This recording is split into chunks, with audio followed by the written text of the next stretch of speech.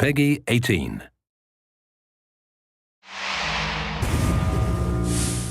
Hi everyone, my name's Alex Hutchinson, Creative Director on Far Cry 4. I'm Mark Thompson, I'm the Narrative Director on Far Cry 4. Nice to meet you. Nice to meet you as well, and welcome to Karat, our new fictional location. So in Far Cry 4, you step into the shoes of AJ Gale, who is returning to the country of his birth, initially just to scatter his mother's ashes before he gets caught up in what's essentially a civil war. Karat is a fictional place based somewhere in the Himalayas, inspired by places like Nepal and Bhutan, and a bunch of countries from that part of the world.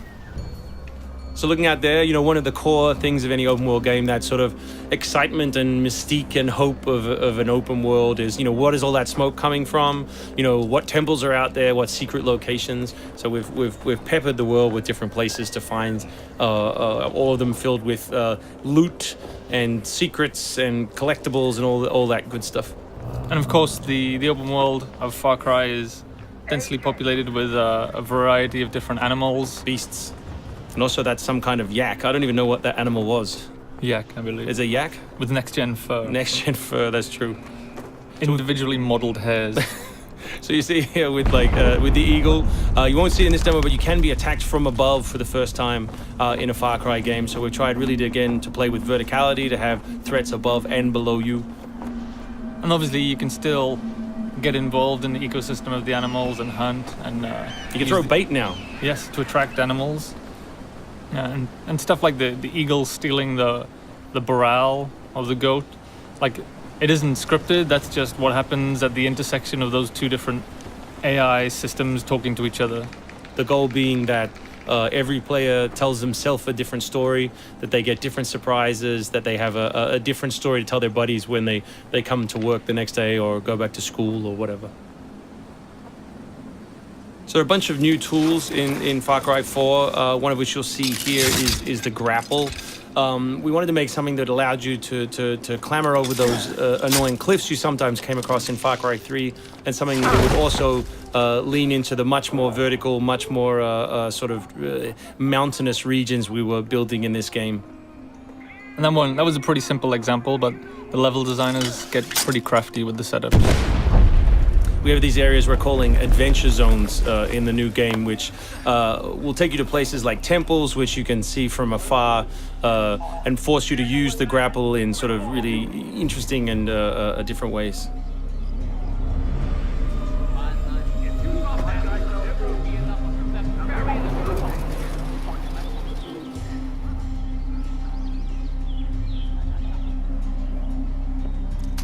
The auto crossbow is a new stealth weapon that we've introduced for Far Cry 4. It adds a little more versatility than the bow did in Far Cry 3. Obviously it sacrifices the long range for rapid fire, but it's still a super useful stealth weapon. So this is one of my favorite bits. This if you look down when you're meleeing in the new game, you kick. So you can do all kinds of fun setups such as that. Kicking things is hilarious. I expect people around the world to be kicking rocks, explosive barrels, dead bodies, come November.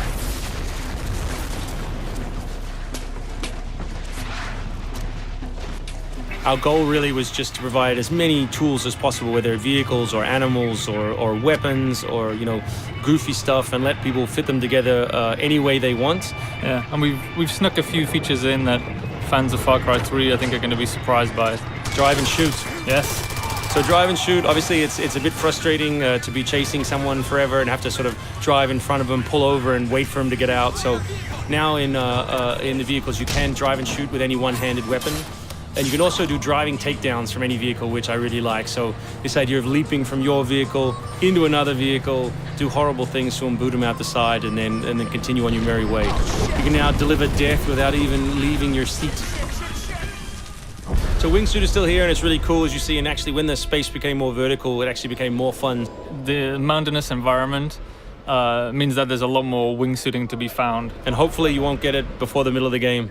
You will. Hopefully you will get it before the middle of the game. That's the current plan. But we are many months away from watching you guys abuse us online. Means that there's a lot more wingsuiting to be found. And hopefully you won't get it before the middle of the game. So here you'll get a look at elephants. Elephants are awesome. Probably my favorite animal in the game. Weaponized in many different ways. You can drive them into a rage, watch them smash the other characters in the world, or you can clamber on top of one and drive it through the gate yourself. My favorite animal is the human animal. It's very Far Cry 2 of you, Mark. Oh, it's the shark of darkness.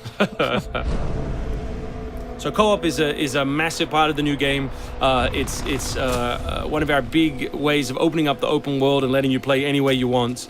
So basically, when you ask your buddy to join, all the solo missions turn off, and you're left with all of the open world toy, the outposts, the fortresses, the towers, all the quests to play any way you want.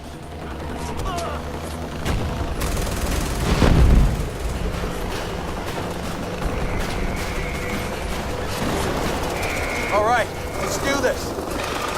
What do you think of the Buzzer, Mark, which is a small one-man helicopter? It's very red.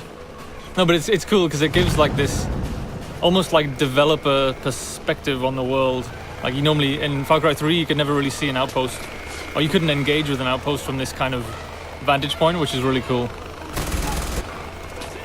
So the outposts from Far Cry 3 were like the template for the fortresses. They're kind of like bigger, better, more badass version of the outpost to More badass. to paraphrase Cliffy B. Badassitude. So imagine charging that vehicle, atop the elephant as opposed to just watching it happen. We spent a lot of money on that feature. Yeah, a lot of money. Perhaps we could have put that in a video. Very expensive. So thanks everyone for watching. We really appreciate your time, and we look forward to showing you a whole lot more gameplay in the coming months.